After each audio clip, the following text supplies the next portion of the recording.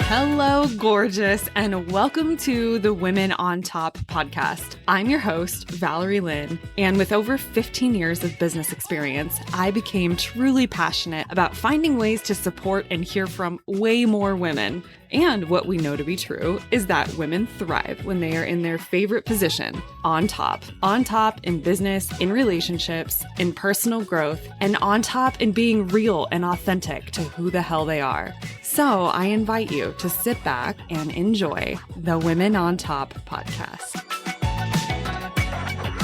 Welcome back to another amazing episode of the Women on Top. And today I am just thrilled and elated to have Eva Chan with me. And she is the founder of LaunchPop. She is an award-winning founder, though, which I find really interesting. We're going to dive into that a little bit. She's also an angel investor, which I'm fascinated by. So similarly, we'll have to get into that.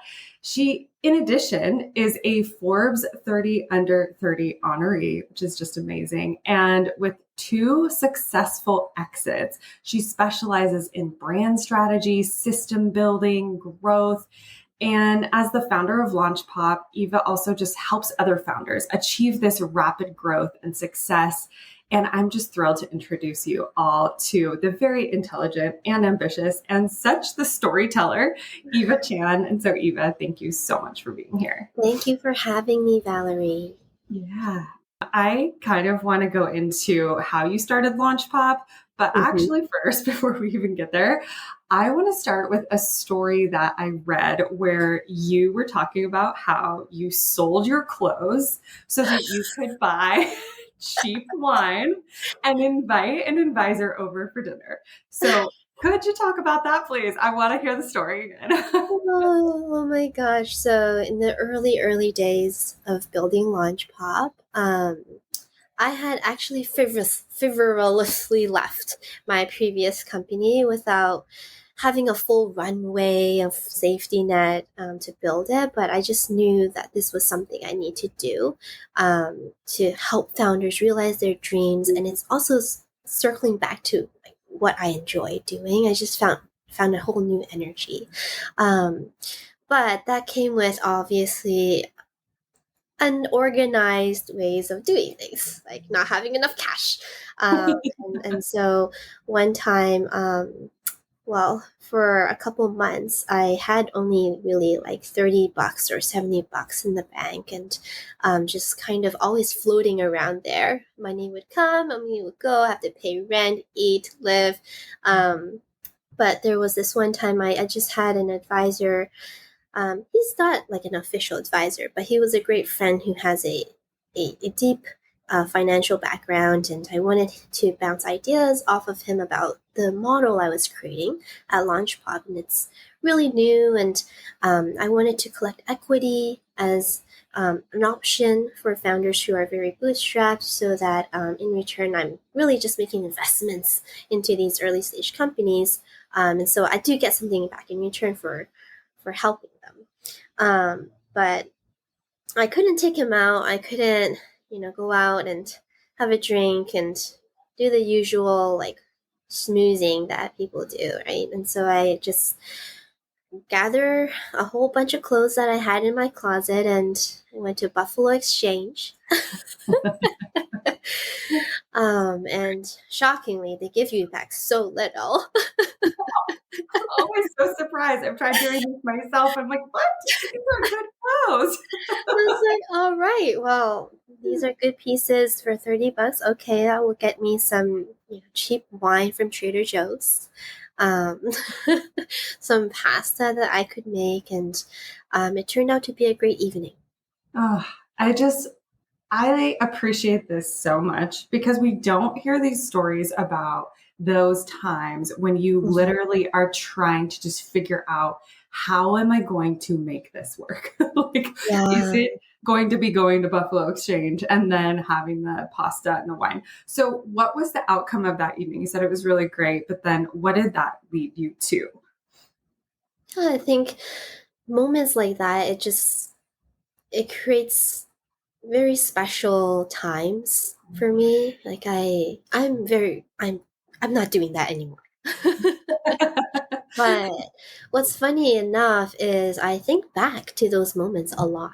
You know, the times of like survival when I have to be quick on my feet. It was actually really exhilarating. Yeah. So it's what's brought me. It's just brought a lot of beautiful memories for me. Yeah. Yeah. And what was it like? I know there were some stories too about this, being 30 under 30 and getting to that nomination. And I think you were sharing how this is not what it is cracked up to be, or it is definitely a different story. So can you share that? Because I feel like so many people have that on a So pedestal. many. So Yeah. many. You have no idea how many emails, how many DMs I get on LinkedIn of folks I don't even know. And they are under 30 and they have these goals of getting Forbes under 30, and asking for a nomination, asking, how did you get it? And it's very funny to me. I mean, it's easy for me to say because I got it, but I just think it's very funny to me because um, it doesn't mean much. Mm. It's just a plaque, it's just a stamp. Um, when I was chasing growth in my previous company, and it was amazing. Like we grew all the way to 6.5 million in revenue in just under 2 years, right? And that's how I won Forbes. But I wasn't thinking about getting Forbes when I was doing that. I was really surviving. There was just so much growth. I was just trying to keep up with it. It's just, I was dying. I was losing hair, um, I eventually even left the company because I was burning out. It wasn't serving me or inspiring me anymore. And so, what's kind of like I guess, like the friction here is, you get it, but you don't feel fulfilled because you're absolutely burnt out. And you realize, all these folks say congrats to you and they think you're a millionaire at this point and you reach these like high metrics and crazy growth, but inside it, in the end, it means nothing. Inside, I'm just dead. I Mm. am just an empty shell that I don't even care about the praise. I'm so tired of just chasing after a um, headline after headline, and I've what's underneath it all is me pushing off birthdays, pushing off seeing my girlfriends, pushing off friendships, right? Pushing off weddings that I could have attended, pushing off my family, right? Just so that I could achieve this crazy growth and then this Forbes 30 under 30. Um, Fast forward, now that I like think back, it's probably something I had to do, but it's it's not the end all goal here. I think what's really important is finding that balance, right? And true happiness is not a Forbes 30 under 30. The way I define happiness now is actually having the privilege to spend time with your family, having the privilege to hang out with your friends anytime we're both available. That is happiness. That is success, right? Was there a significant moment for you when you were going through that made you realize I'm done doing it this way and I'm going to Mm-hmm. redefine success for myself? Yeah, I think it really happened when I decided to walk away from my previous company, and I didn't have very much in the bank, right? And the headline was still very fresh in the world, and people are still congratulating me, and they still think that I'm a millionaire, but I am struggling to build this other company now, and I have 30 bucks in the bank, and I'm, selling my clothes, hosting my room as an Airbnb, and running away from the landlord. It's just the juxtaposition of those stories that was really hard for me. Like people thinking that I'm like doing very well, but I'm not. And suddenly I can't even talk about not doing well because the stories don't connect. Gosh, I wonder if this is, I mean, because I've never experienced this, it makes me think, I wonder if this is what fame is like sometimes for people. I mean, just in the sense of like you achieve this thing that you think you want, your album goes platinum or whatever it is, or the movie does well, or whatever the thing is, and you're trending and you're looking in the mirror, reflecting like, what does this even mean? Like, Yeah, what is it all worth? for sure. And it doesn't have to be such like that's like a huge example too, right? It could be very minor. Like Right. being a founder itself, like we're constantly having to be told as a leader to have clarity, have your goals, right? Set your rocks, and steer the ship, right? So that everyone can move in the same direction and stay focused. But behind it all, like we're trying to figure shit out. We're building something new, right? It's a whole new category. We're disrupting something. All those keywords, right, mean Mhm. that you don't know it. You're still figuring it out. And so, as founders, just alone, this role is so hard because you always have to juggle clarity and like figuring shit out. Um, yeah. Yeah, it's definitely that balance. And I do feel that rigor around know what you want, get focused, create your action steps, create your goals, like where are you heading? Mhm. And some of the time, I wish people would just say, I don't actually know. This is what I think it is for now, but that could change, right? Yeah. Like that could change. Yeah. Um, I wonder also, where did you get this kind of tenacity? Like, I feel like there's a hunger in you to be inventive and to be on this like search to kind of develop new things. And you're a little bit of a risk taker by nature, I think. Where did that come from? It's a really good question. And, um, there's always like my husband is in the medical field and he has to be trained to not take risk. He Mm-hmm. is trained to, in order to thrive in his profession, he has to be black and white. There is no room for A/B testing. Right? But then the very opposite in our world is all about the A/B testing, making mistakes, ship, launch, break it. Um, and so I always wonder, like, what is it about our upbringing that makes us the way we are? And I, right now, I distill it to my parents, and um, watching my dad build companies growing up and taking Mm-hmm. risk and literally investing in properties and hearing them say they've only got pennies left after that investment. And that's like super risky. But 30 years down the road, I watch my father reap the rewards of taking that risk.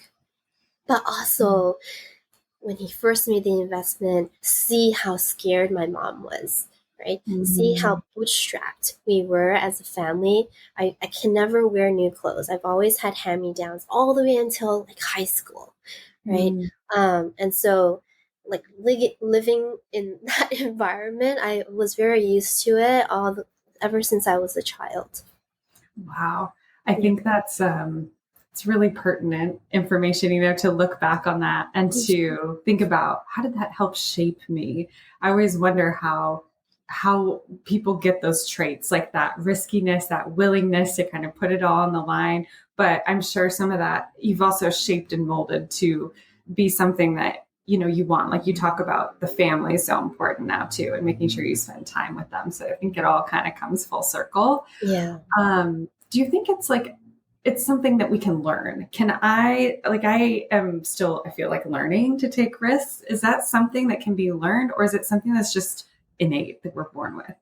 Of course, I think it's always a practice, right? With everything. Like, for example, optimizing your work and your life, right? It can't be 50-50, or it can't be like I have work-life balance, right? Some Mhm. days it's 90-10, right? I have no work-life balance today. But big picture, because I'm working on it, it's already huge, right? Mm. That's the same thing with risk taking. Like you have to be fully aware that like you're practicing it every day. Same with your health, you have to practice it, right? And so as you practice more and more and be very aware about it and tweak it and be forgiving that some days are different, you're on a really good path, right? Mm. I like that. I like the practice of it, and it's something that we don't talk about a lot. Is there something that you rely on as your internal like navigation system, or how do you assess now, knowing what you know, what risks you're going to lean into and what Mhm. you're going to steer away from? Gosh, that's such a big question. Like if you asked me this pre baby, right? Like asked me this back in 2019. I was living by myself in Santa Monica by the beach. I'll take any risk. I'll take all the risk. I'll go do crazy shit with you. Right? Give me some alcohol, it's done. I will stand on top of a bar. I will twerk in front of everyone and like I'll walk into, you know, a club without being in. There's no reason for me to be at VIP, but I will walk into the club through VIP, right? Because I'm not scared. There's nothing to lose.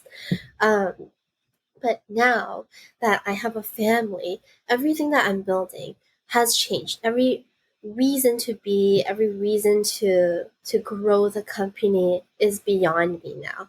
Mhm. I have this new energy and new found purpose.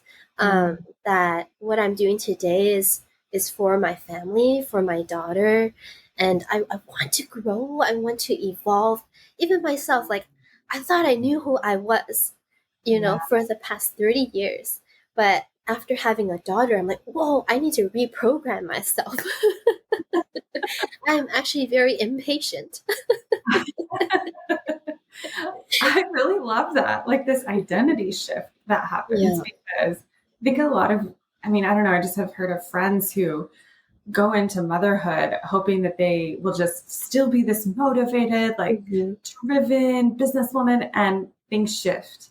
And then it's like this scary darkness that happens of, wait, who am I now? Yeah. Truly. Yeah. And for me, it was interesting. Like I was still very motivated, but even more hyper focused now because Mhm. I have very limited productive time. And Yes. within that time, I'm very careful about who comes in, who gets that space, and what I'm doing during that time. And so it's extremely focused now, not by choice. Mhm. Um, and in terms of what I'm doing for why I'm doing this, it's because I want stability.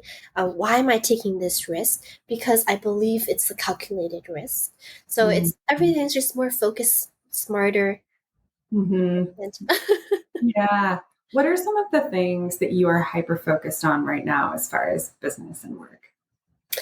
I think for me right now, I'm just extremely hyper focused on building the relationship with the right missions. Um, Gone are the days where I will help like a phone case company. You Yeah. know, I truly believe that the skill sets that we have here in our company with growth, marketing, design, it's a skill set that unlocks missions. It brings missions to life, right? And that comes with a responsibility.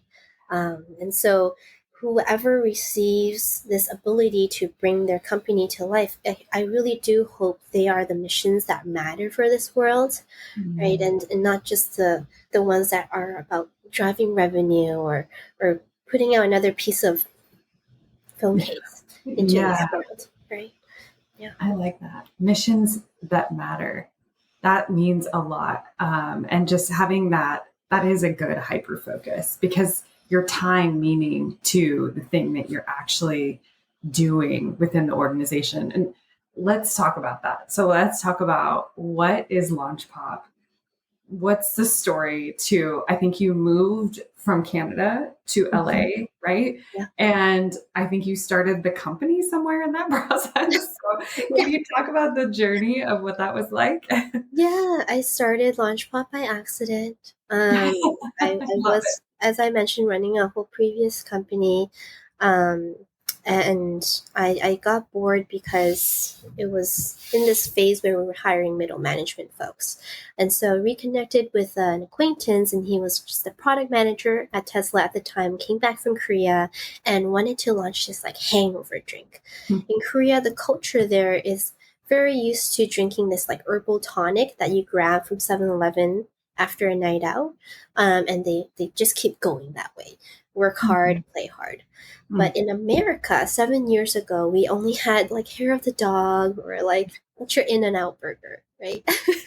There's really no real solution or like culture built surrounding feeling better, right? And so he really wanted to launch this whole new category, and so I helped him do research and launch it. And the challenge with working on this was there was no Nielsen trends data or brands that existed that we can learn from. Right? And so how I did this was I leveraged Meta as a platform to do an experiment, smoke test, put a mock-up of the brand out there as an ad, and target this ad to 10 different interest groups. I just wanted to see who's going to click, who's going to give us an email, and also really to abolish an assumption, because we always have an assumption of who our target audience is, but not truly backed by data. Right? And so in this particular brand, they were assuming college students and clubs were the avenue for how we position it and market it. But the data told us otherwise. Only college students just clicked but didn't give us an email. Folks who did both were in finance, were in tech, they were your moms, they were your gamers. So really, really interesting data. And then the second test I did was asking, okay, if you had only like 2 seconds to click on this brand because of this messaging or this benefit, what will it be? Is it the all natural ingredients piece, the clinical studies, the founder story in tech, or feeling better the next day? And it was very clear the messaging about feeling better the next day performed extremely well. And so that gave us data on how to brand the product. Not for partying. It's actually a productivity hack. And it led us then to our market strategy, which is to find platforms that have this audience naturally existing, and it's Product Hunt, Indiegogo. He did $1 million in the first quarter, and it's been 7 years now. We touch all categories of CPG products that do e-commerce, and that framework we call it signal testing now.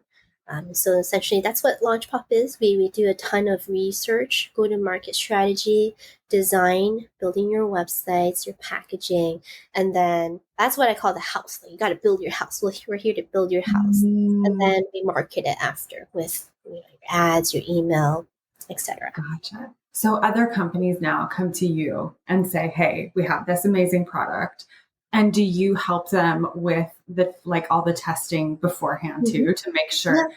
How do you do that? Is it still, I would imagine it's different than Meta, but yeah, no, we still do this very similar tests. Okay.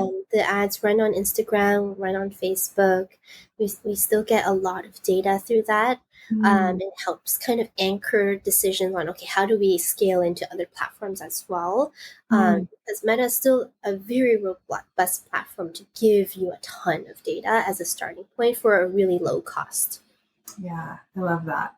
It's such a good way, like you just were able to get into that market. Like you say, sometimes that persona that we have this assumption around is actually very different, which is humbling, but also great to be able to have that insider data to position it that way.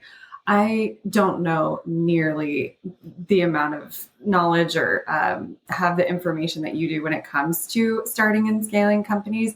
But I know a lot of women who do or who are interested in that. So I'm curious, what kind of advice do you have for the woman who is maybe newer into launching her product-based business, what are some just like key things that she can walk away from this conversation with? First of all, I understand it's very scary because you um, don't what's scary is not having a roadmap ahead of you and knowing what to do next, what to prioritize first, because there's so many layers happening at the same time. Your manufacturing, your branding, your packaging, photography, your pricing model, what is my revenue model? Like there's just so much to think about simultaneously. It's very hard to know what to prioritize and what's not as important, what can you prioritize later on. I think that puts a stop on a lot of people because they're afraid to fail, right? And so if there's anything to take away from this is that there is no playbook. But I think don't be scared to just head into it and make mistakes. I think free yourself from the mistakes that will happen because we're all just humans. And if deep and down inside you've picked a product or a mission that resonates in you and creates a fire in you, you will figure it out. That's the most important piece here is like, does it give you a piece of fire inside to keep you going? Which is, I love that because it is really true. And I have heard the saying that, you want to have like to choose something that you can wake up like every day and no matter how hard it is, you're willing to deal with the problems because you love it so much. Yeah. I guess because the problems are endless. Yeah. You can do well and the problems are still there. Yeah. They just change. They just shift. Exactly. I wonder for you, have you ever had challenges being a female in this industry? Like, have you ever felt certain ways or had trouble feeling like you were being taken seriously in situations? Have you heard my voice? And then have you seen my face? So many times. There's so many things. Of course, the voice. I naturally have like a younger voice that makes it hard for me to be taken seriously. Right. And so I have to let my case studies, I have to let my results speak for itself. As a result, I have to work a little harder to stand out. Right. But there's also, the odd moments that come with being a woman in the industry. For example, one time there was this photographer who was not part of our network. It was recommended by the founder, and we were working with this big brand that came from Asia. And it was a tech hardware brand, and the photographer was a friend of theirs. We were just having a meeting, and he said, "Hey, hold on 1 sec." And then he starts talking to his friends, his buddies beside him, and says, "Yo, guys, come over here. Check this out. What do you rate her out of 10? What? Just pauses the whole meeting just to do that. God. Wow. Yeah, it's just I don't know what I would even do with that. It's very minor too, right? It doesn't always have to be like they grabbed your butt, right? Right. It's very minor. And then another example is this like rock star who wanted to, he has this like tattoo skincare brand. And in order to go to his house, you have to wear black. It has nothing to do with being a woman or anything. But the fact that I have to dress a certain way to come meet you and do business already crosses a line. Man, to not move forward with that. Mm-hmm. Gosh, so wild. Like that would just make my skin crawl. The whole, hold on, let's pause a meeting. What do you rate her out of? Wow. Just anyway, that's a whole different podcast episode. But I feel like there's so much we could say about how far we have come as women, and then there's so much we can say about the growth that still needs to happen. And if I remember correctly, you actually were like hiding your pregnancy at one point, Mm-hmm. and really didn't want it to show that to the people you're Mm-hmm. working with. So Yeah. can you talk a little bit about that? What was that like? I feel like that must have been so Yes. hard to do. It's so interesting as I went through that. I have to ask myself why. Why do I feel this way?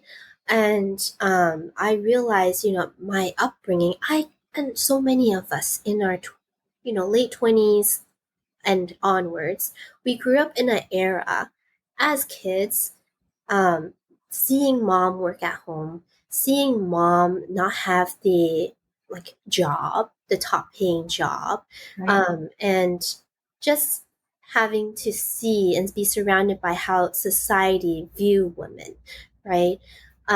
I had a view of my mom being weaker because she was a stay-at-home mom. I always attributed to my dad as the money maker. He is the smarter guy. He is more logical, right? I'm just being real, um, right? And I have a whole new profound respect for her now that I'm a mother, a whole new understanding of her sacrifice. But as I was pregnant, I had this is such a bad word to say, but I had internalized misogyny, really. Like I viewed myself as weaker. No one told me that. No one said it to me. No one said, "Hey, you have a bump, don't show it. Don't tell Mhm. anyone because it's going to make you look weak as a founder." I was telling that to myself, not out loud, but really, really quietly saying that. And Mhm. it made all the little decisions. It moved all the, it somehow controlled me inside. And so I decided to hide my pregnancy from the team because I was just so afraid of what they might think. Mhm. Um, and I hid it from clients. And so for a whole year, I didn't see anyone. I was just this. You just see my shoulders and my face. That's it. Yes. That's a crazy that you can put it into words that just make so much sense about like you internalized all of that, all of the feelings around nothing that was spoken outwardly, but the assumptions that are made and the stories that we still have that are so ingratiated about what it means to be a woman and not just a woman, but a woman who is a mother. Mhm. And I feel like this is so real, which is why I brought that up because it is definitely something that we still struggle with today. But it makes me think about like, is what do we need to do to help this? Yeah, I think um, there is a systematic need here Yeah. for a change, for more inclusiveness, that women and men go through different phases of their lives and they're not just single young adults, right? Mm-hmm. And I think right now all of our network and events and the way um, business interactions happen surround that lifestyle of not having any kids or whatnot. Um, and so I have a passion right now to um, find ways to unlock that for people who have a family, for women who are mothers, like hoping that there are events and leadership summits that allow for kids to be there, right? Allow for women to um, do it during the daytime. Doesn't have to happen at nighttime. Right? Yeah. Why is it always 7 p.m. onwards with cocktails? Why can't it be at noon, right? Um, and why isn't there childcare all the time Mm. at these events or the option to opt in for childcare, right? Um, I think there just needs to be more dialogue about this. And if I ever host events, I think I should keep that in mind always. Yeah. Mm-hmm. I have always thought it would be neat to have a coffee shop and like a daycare, like Yeah. a childcare center next to it because it's so needed. Like you said, it can happen during the day, it can happen at all times, but we need to be thinking of that in like such a holistic sense. And how do we create spaces for it to happen organically which has happened. I mean, in my opinion, it's happened for many, many years for men, right? Like they go golf, they go out to dinner. That's like just a kind of a natural built-in thing, a part of the process. Women really need that. And so I think we need to start, like you said, curating some of those spaces the way that we wish they existed. For sure. For sure. Yeah. What is one of your favorite like company stories or a company that you worked with that just stands out for you in your mind in a positive way? There are so many brands that come to us with an idea already. They will say, hey, I'm trying to create this like probiotic brand. It's a pill, and I want to help women and help them with their periods. Really, that's it. Mm-hmm. Help me figure out how to market this. And suddenly it's kind of like saying, I'm a size 8, help me fit into a size 7 shoe, right? Because you're already coming here with the plan.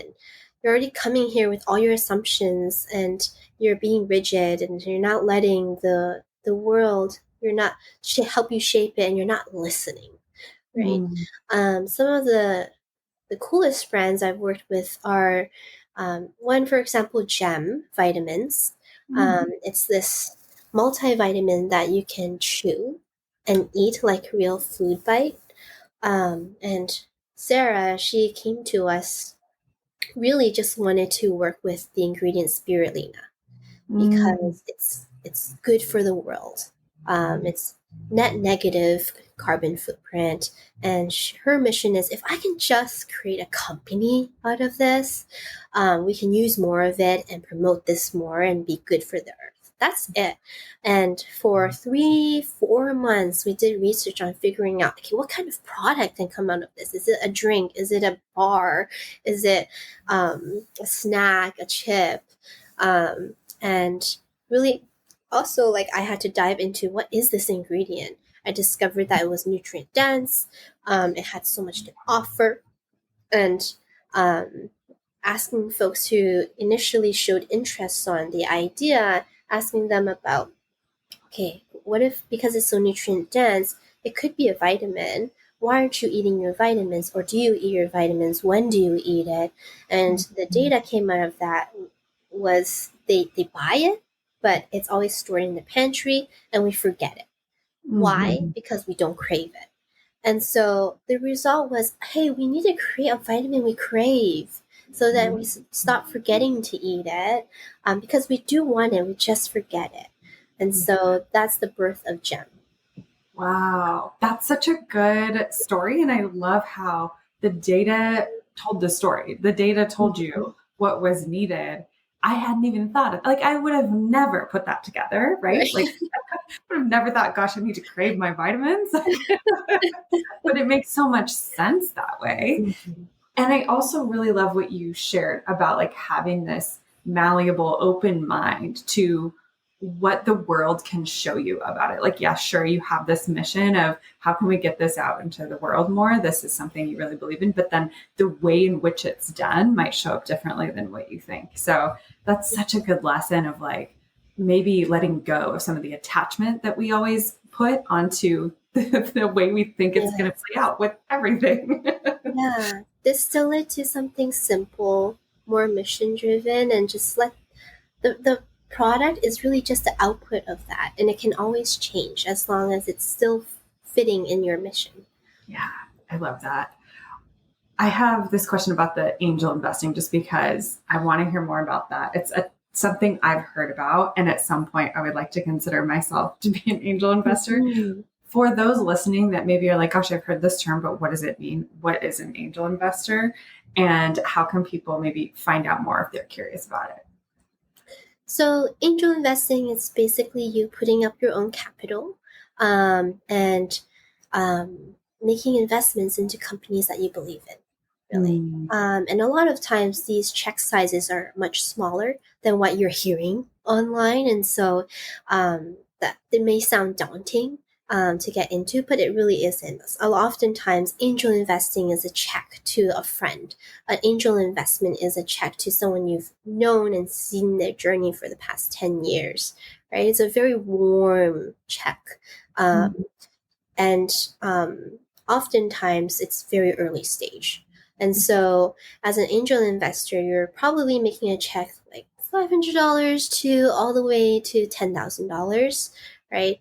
Whatever feels comfortable to you, but you're making a lot of it because the whole point is to make a lot and see a few like come to fruition. Um, and what's really cool about it is like you have power here, right? And we're talking about being a woman. Like the power is where you put your money, right? And so for me, like what's so cool about angel investing is thinking about how do you want to use your money to make an impact for the next 10 years. You can think about all the things you care about in this world. You know, if you care about, for me, like I really care about my child's education right now, right? I care about women's health. I care about women who are mothers, right? Then what I care about is meeting founders who are trying to solve some of the gaps in that world. And I, as an angel investor, can put some money towards their mission and really help them make one step forward, move one step forward. Right. Such a beautiful way for women to support women. And that's why I wanted to ask that question, especially just because I think when we put wealth into the hands of women, there's some really beautiful work that's happening. Mm-hmm. And I just love that this is one of the areas in which you are being so supportive. So thank you, first of all, and thank you for kind of shedding some light. I hope to, you know, like you said, it happens in small ways too, which is so great because you see online like, oh, this person's an angel investor. I'm like, okay, well, I do not have millions of dollars to give anybody. So I would like to start small, but that kind of makes me think differently. Like, gosh, I do know some female founded companies that I'd love to support. And perhaps it's just up to me to reach out to them and say, can I offer you a very small amount? But that's how it happens, right? Like every little bit counts. Yes, so. Every bit counts. And it's beyond just the cash that you provide, right? A lot of times, you know, people want strategic angels too.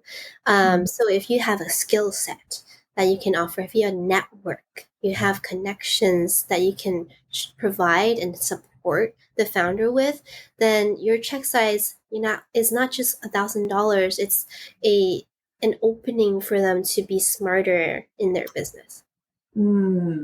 That's so beautiful. An opening for them to be smarter. That's so good. That is that invitation. I love that. Yeah. What do you think you want your impact to be on your daughter? Yeah. And it's different for everyone. And thank you for like asking just for me. Mm-hmm. It's honestly my whole methodology and the way I make decisions and the way I behave. I always want to just have her become independent. And so why am I choosing to make dinner and have it take a whole hour and a half long? Because I want her to be involved in chopping up the veggies. Right? And it's going to take a long time. It's extremely messy, but I want her to gain the skill sets for the future and feel fulfilled in seeing something come to life. Right? If there's anything that she gets out of the way I've brought her up, is that she's going to be extremely confident and independent. That's all that matters. Oh, it's so beautiful. And I just love your response to that of like, we can make dinner take an hour and a half and you get to be part of it and you get to build it. And you also have those incredible sacred moments together that you will never get back. So those are immeasurable. I have a tradition on this podcast where at the end, I have the guest leave a quote or just a piece of advice for the next guest, not knowing who it is. So what I'd like to do is read what the last guest shared and then have you do the same, give you the opportunity to do the same. So my last guest said, what I really want to impart on women is that I know you can figure it out on your own. I know you're capable enough, but you don't have to. And get the support because it is going to help you collapse time and get to your goals faster. Yeah, that is awesome. Yeah. I am a very timid girl growing up, and if anyone ever asked me to say something, my face will immediately get red. But I was always a very nice girl. It's always been like the most common adjective used about me, especially because I'm also Canadian. It adds an extra niceness to me. I've always taken that as a trait to show people in this world that you can be nice and still be a leader. You don't have to be extremely bold or strong, and you don't have to be mean to your team members or to women around you. You can still lift people if you're up there. I just think kindness is one of the biggest pieces that maybe not the most common trait when you are like up there. Yeah. And so I always tell people this quote by Maya Angelou. It's going to be extremely cliche, but it's really, really true. Like like that people will forget what you did, but people will never forget how you made them feel. So it doesn't matter if like you've reached 6.5 million, but if you've done that along the way being mean to people, it's not going to be a memorable story. It's not going to be a story that inspires. But if you've done it along the way by being kind and you've lifted other folks along the way, it's going to be an incredible story. That is so powerful. And gosh, Eva, I just feel like you are doing that and that you are walking ahead first and kind of paving that way for women to see that you can have that kindness. You can still be authentic to your true nature and you can be a powerful leader. And you've just left such an impression on me today. And I really appreciate that. I love how you're showing up and your vulnerability, your transparency, your humor, your stories. It's just all met with so much love. And so thank you for the work that you do and the way in which you do it. Really appreciate it. Thanks for having me. It was amazing. Thank you for tuning into the show today. And before you go, I just have one quick favor to ask of you. There is a really simple way that you can help support me and help support this show, and that is to hit that follow button on whatever app you're listening to the show on. I'm trying really hard to level up the content and deliver unique value and amazing guests, and just hitting that follow button is the magic that will help continue to empower that. And remember that the world deserves to hear your voice and your stories, and you deserve a place at the top.